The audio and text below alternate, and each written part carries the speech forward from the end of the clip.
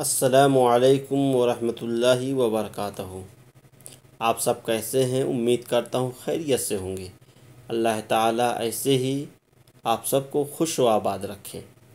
YouTube پہ آنے کا مقصد ہمارا یہی ہے کہ آپ کو کچھ دین کی باتیں بتائی جائیں جس سے آپ کے ایمان میں تازگی پیدا ہو، آپ کا ایمان مضبوط ہو۔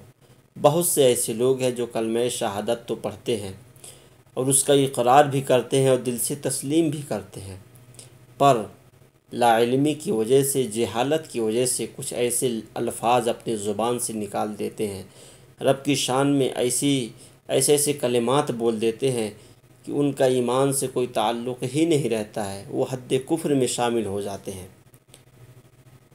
تو آج میں رب کے ذات کے بارے میں کیسا عقیدہ رکھنا چاہیے، رب کے صفات کے بارے میں کیسا عقیدہ رکھنا چاہیے، آج میں پڑھ کے بتاؤں گا۔ آپ لوگ اس کو بغور سنیں۔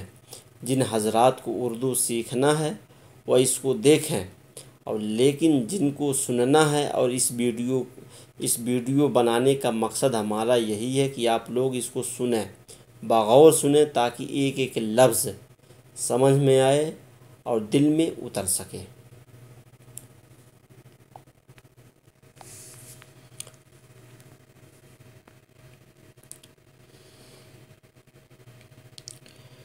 تو آپ حضرات اگر یہ ویڈیو پسند آئے تو ہمارے چینل کو سبسکرائب کریں اور بیل آئیکن کو دبائیں، تاکہ ہر اپلوڈ ہونے والی ویڈیو آپ تک بآسانی پہنچ سکے۔ اور آپ کے دل میں جو بھی سوال ہو آپ مجھ سے کمنٹ میں پوچھ سکتے ہیں، میں آپ کے سوالوں کا جواب بتاؤں گا۔ سوال کرنا بھی ایک ہنر ہے، سوال کر کے آپ اپنے ہنر کو ظاہر کریں۔ چلیے ویڈیو کو شروع کرتے ہیں۔ بسم اللہ الرحمن الرحیم۔ عقائد کا بیان۔ اللہ تعالیٰ کی ذات اور صفات کے عقیدے۔ عقیدہ نمبر 1، خدا تعالیٰ کی توحید و کمالات۔ اللہ عز و جل ایک ہے، پاک ہے، بے مثل بے عیب ہے، ہر کمال و خوبی کا جامع ہے، کوئی کسی بات میں نہ اس کا شریک، نہ برابر، نہ اس سے بڑھ کر۔ ماں وہ اپنی صفات کمالیہ کے ہمیشہ سے ہے اور ہمیشہ رہے گا۔ ہمیشگی صرف اسی کی ذات کے لیے ہے، اس کے سوا جو کچھ ہے پہلے نہ تھا، جب اس نے پیدا کیا تو ہوا، اور وہ اپنے آپ ہے، اس کو کسی نے پیدا نہیں کیا، نہ وہ کسی کا باپ، نہ کسی کا بیٹا، نہ اس کے کوئی بیوی، نہ رشتہ دار، سب سے بے نیاز۔ وہ کسی بات میں کسی کا محتاج نہیں اور سب اس کے محتاج۔ روزی دینا، مارنا، جلانا اسی کے اختیار میں ہے۔ وہ سب کا مالک ہے، جو چاہے کرے۔ اس کے حکم میں کوئی دم مار نہیں سکتا۔ اس کے حکم میں یعنی جو اس کا حکم ہے اس کے اندر کوئی دخل اندازی نہیں کر سکتا ہے، بغیر اس کے چاہے ذرہ نہیں ہل سکتا۔ وہ ہر کھلی چھپی ہوئی، انہونی اور ہونی کو جانتا ہے، کوئی چیز اس کے علم سے باہر نہیں۔ دنیا جہان، سارے عالم کی ہر چیز اس کی پیدا کی ہوئی ہے، سب اس کے بندے ہیں۔ وہ اپنے بندے پر ماں باپ سے زیادہ مہربان، رحم کرنے والا ہے، گناہ بخشنے والا ہے، توبہ قبول فرمانے والا ہے۔ اس کی پکڑ نہایت سخت ہے، جس سے بغیر اس کے چھڑائے کوئی چھٹ نہیں سکتا۔ عزت و ذلت اسی کے اختیار میں ہے، جسے چاہے عزت دے، جسے چاہے ذلیل کرے۔ مال و دولت اسی کے قبضے میں ہے، جسے چاہے امیر کرے، جسے چاہے فقیر کرے۔ ہدایت و گمراہی کس کی طرف سے ہے؟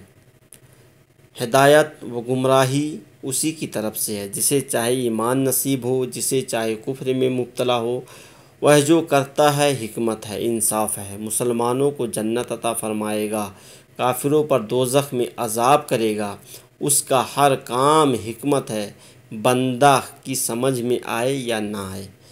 اس کی نعمتیں، اس کے احسان بے انتہا ہیں۔ وہی اس لائق ہے کہ اس کی عبادت کی جائے، اس کے سوا دوسرا کوئی عبادت کے لائق نہیں۔ عقیدہ نمبر 2، خدا تعالیٰ کی تنزیہ۔ اللہ تعالیٰ جسم و جسمانیات سے پاک ہے، یعنی نہ وہ جسم ہے نہ اس میں وہ باتیں پائی جاتی ہیں جو جسم سے تعلق رکھتی ہیں، بلکہ یہ اس کے حق میں محال ہے۔ لہٰذا وہ زمان و مکان، طرف و جہت، شکل و صورت، وزن و مقدار، زیادہ و نقصان، حلول و اتحاد، توالد و تناسل، حرکت و انتقال، تغیر و تبدل وغیرہ جملہ اوصاف و احوال جسم سے منزہ و بری ہے۔ مثلاً اللہ تعالیٰ جسم و جسمانیات سے پاک ہے اور ہر ان باتوں سے پاک ہے جو جسم میں پائی جاتی ہیں۔ مثلاً اگر اللہ تعالیٰ کو جسم مان لیا جائے تو ایک جسم کے اندر بہت ساری گڑبڑیاں پائی جاتی ہیں، موسم کے حساب سے، وقت کے حساب سے۔ جیسے کبھی جسم پریشان ہوتا ہے، جسم میں تھکن آ جاتا ہے، جسم میں پھوڑا پھنسی ہو جاتا ہے، جسم میں جو ہے بخار آ جاتا ہے، تو اگر یہ سب ساری چیزیں پائی جائے تو جسم کی عیب میں شمار ہوتا ہے۔ تو اللہ تعالیٰ عیب سے پاک ہے، اور جب عیب سے پاک ہے تو یہ سب چیزیں جسم کے اندر پائی جاتی ہیں، تو لہٰذا اللہ تعالیٰ جسم سے بھی پاک ہے۔ اور جو قرآن کے اندر یہ آیتیں آئی ہیں اور حدیث میں جو بعض الفاظ یہ آئے ہوئے ہیں، مثلاً ید، وجہ، رجل، ضحک وغیرہ، جن کا ظاہر جسمیت پر دلالت کرتا ہے، ان کے ظاہری معنی لینا گمراہی و بد مذہبی ہے۔ جیسے وجہ اور ید ہے، ید اللہ فوق ایدیہم، وجہ رجل ضحک کا لفظ آیا ہے، تو اس کے آگے بتاتے ہیں کہ یہ الفاظ متشابہہ، یعنی یہ جو الفاظ ہیں وجہ، ید، رجل، ضحک، بصیر، عین، یہ سب جو ہے یہ الفاظ متشابہات ہیں۔ اس قسم کے الفاظ میں تعویل کی جاتی ہے کیونکہ ان کا ظاہر مراد نہیں، اس کے حق میں محال ہے۔ مثلاً ید کی تعویل قدرت سے اور وجہ کی ذات سے، استوا کی تعویل غلبہ و توجہ سے کی جاتی ہے، لیکن بہتر و اسلم یہ ہے کہ بلا ضرورت تعویل بھی نہ کی جائے، بلکہ حق ہونے کا یقین رکھے اور مراد کو اللہ تعالیٰ کے سپرد کر دے۔ یعنی ان الفاظ کے جو معنی ہیں، جو مفاہیم ہیں، وہ اللہ ہی بہتر جاننے والا ہے۔ اگر ہم اس کا ظاہری معنی لیں گے تو اس معنی میں بہت ساری خرابیاں پیدا ہو جائیں گی، ذہن پتہ نہیں کس کس معنی کو قبول کرے گا، ٹھیک ہے۔ اس سے اچھا ہے کہ ان معنی کو اللہ ہی کی ذات پر چھوڑ دیا جائے، وہی جانے اس الفاظ کی کیا مراد ہے۔ ہمارا تو اللہ و رسول کے قول پر ایمان ہے۔ استوا حق ہے، ید حق ہے، اور اس کا استوا مخلوق کا سا استوا نہیں، اس کا ید مخلوق کا سا ید نہیں، اس کا کلام دیکھنا سننا مخلوق کا سا نہیں ہے۔ عقیدہ نمبر 3، اللہ تعالیٰ کی ذات و صفات نہ مخلوق ہے نہ مقدور، یعنی اللہ تعالیٰ کی جو ذات ہے اور صفات ہے، مثلاً صفات یہی ید، بشیر، نذیر، یہ مخلوق نہیں ہے۔ مخلوق کا معنی پیدا کیا ہوا۔ جب اللہ ہی سب کو پیدا کرتا ہے تو اللہ کی ان صفات کو کون پیدا کرنے والا ہے؟ تو اللہ کے جو ذات اور صفات یہ خود بخود ہیں، یہ مخلوق نہیں ہیں۔ عقیدہ نمبر 4، کیا چیزیں حادث ہیں اور کیا قدیم ہیں؟ ذات و صفات الہی کے علاوہ وہ جتنی چیزیں ہیں سب حادث ہیں، یعنی پہلے نہ تھی پھر موجود ہوئیں۔ یعنی اللہ رب العزت کے ذات کے علاوہ جتنی بھی دنیا کے اندر چیزیں ہیں، درند، پرند، چرند، زمین و آسمان، جہنم و دوزخ، لوح و قلم، جتنی بھی چیزیں ہیں سب کے سب جو ہے حادث ہیں، اور یہ اللہ تعالیٰ کی پیدا کی ہوئی سی ہے، یہ سب پہلے نہیں تھی، اللہ نے ان سب کو بنایا ہے۔ عقیدہ نمبر 5، صفات الہی کو مخلوق کہنا یا حادث بتانا گمراہی و بد مذہبی ہے۔ یعنی جو اللہ کی صفات ہیں، صفات مطلب نذیر، بشیر اور کریم، غفار، ستار، یہ سب حادث کہنا، یعنی یہ ایک دن ایسا آئے گا کہ ختم ہو جائے گا، ایسا بتانا جو ہے یہ گمراہی ہے، کیونکہ اللہ جب واجب الوجود ہے ہمیشہ سے ہے، ہمیشہ رہے گا، تو اس کے ساتھ اس کی جو صفات ہے یہ بھی ہمیشہ سے ہیں اور ہمیشہ رہیں گی۔ عقیدہ نمبر 6، جو شخص اللہ تعالیٰ کی ذات و صفات کے علاوہ کسی اور چیز کو قدیم مانے یا عالم کے حادث ہونے میں شک کرے وہ کافر ہے۔ یعنی جس کا یہ عقیدہ ہے کہ اللہ تعالیٰ کی ذات کے علاوہ اور بھی چیزیں جو ہے وہ ہمیشہ سے ہیں، کسی بھی چیز کو مان لے، آسمان کو مان لے، یہ سب پہاڑوں کو مان لے، دریاؤں کو مان لے یہ ہمیشہ سے ہیں، درختوں کو مان لے کہ ہمیشہ سے ہے، یا دنیا کے اندر جتنی بھی چیزیں اس میں سے کسی ایک کو مان لے یہ ہمیشہ سے یہ حادث نہیں ہے، اور ان کے حادث ہونے میں شک کرے کہ یہ کبھی ختم نہیں ہوں گی، تو ایسا شخص جس شخص کا ایسا عقیدہ ہے وہ کافر ہے، اس کے کفر میں کوئی شک نہیں ہے۔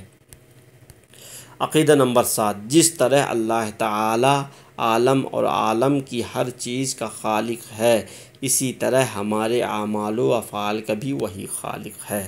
جیسے اللہ تعالی عالم یعنی دنیا اور عالم کے اندر جتنی بھی چیزیں ہیں، ایک چیونٹی سے لے کر کے ایک پہاڑ تک جتنی بھی چیزیں شمار میں آتی ہیں سب کا خالق وہی ہے۔ اسی طرح ہمارے اعمال یعنی جو ہم اچھا برا کرتے ہیں اس کا بھی خالق وہی ہے۔ اللہ تعالیٰ کی خالقیت وجوب خود کے معنی، اللہ تعالیٰ واجب الوجود ہے، یعنی اس کا وجود ضروری ہے اور عدم محال ہے۔ عقیدہ نمبر 8، اللہ تعالیٰ کا علم و ارادہ، کوئی چیز اللہ تعالیٰ کے علم سے باہر نہیں، موجود ہو یا معدوم، ممکن ہو یا محال، کلی ہو یا جزئی، سب کو ازل میں جانتا تھا اور اب جانتا ہے اور ابد تک جانے گا۔ چیزیں بدلتی ہیں لیکن اس کا علم نہیں بدلتا۔ دلوں کے خطروں اور وسوسوں کی اس کو خبر ہے، اس کے علم کی کوئی انتہا نہیں۔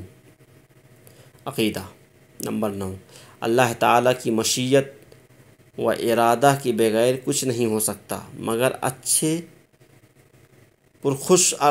پر خوش ہوتا ہے اور برے پر ناراض۔ اللہ تعالیٰ جو چاہتا ہے وہی ہوتا ہے، اس کے ارادے کے بغیر، اس کے مشیت کے بغیر کچھ نہیں ہوتا۔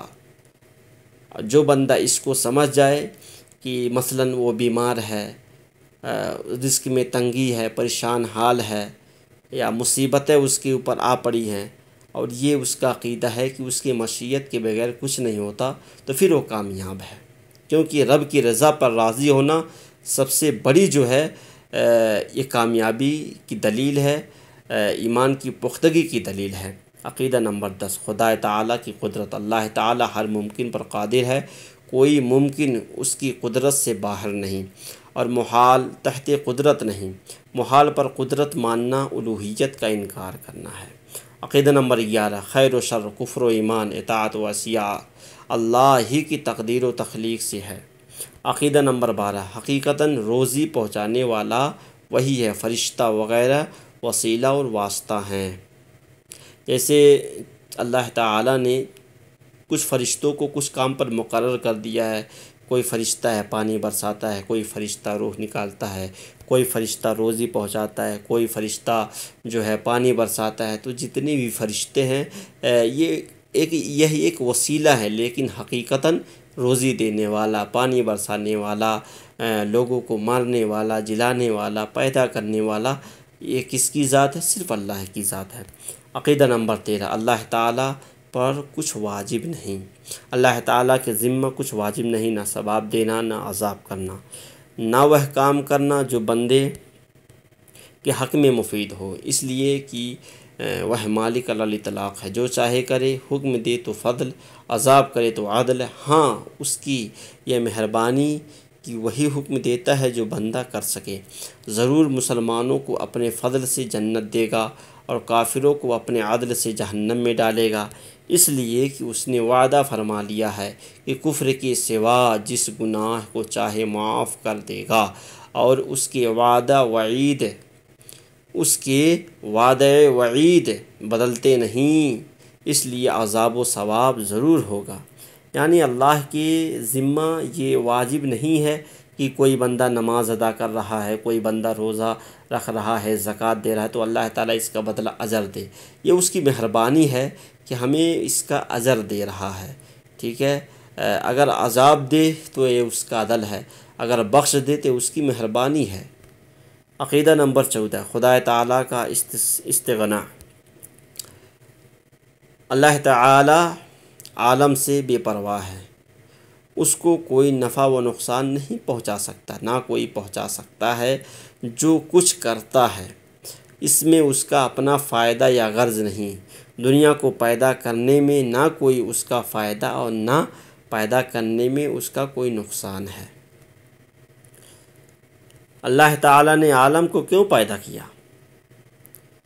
اپنا فضل و عدل، قدرت و کمال ظاہر کرنے کے لیے مخلوق کو پیدا کیا۔ عقیدہ نمبر 15، اللہ تعالیٰ کی ہر کام میں بہت حکمتیں ہیں، ہماری سمجھ میں آئے یا نہ آئے۔